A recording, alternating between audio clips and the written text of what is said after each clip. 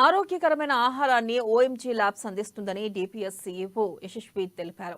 DPS లో OMG labs తో కలిసి విద్యార్థుల కోసం ల్యాబ్స్ ను ఏర్పాటు చేశామని తెలిపారు.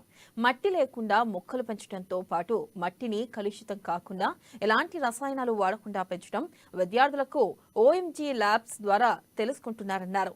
ఇక భవిష్యత్తులో మట్టి లేకుండా మొక్కలు పెంచడంపై విద్యార్థులకు అవగాహన కల్పిస్తున్నామని యశస్వి తెలిపారు.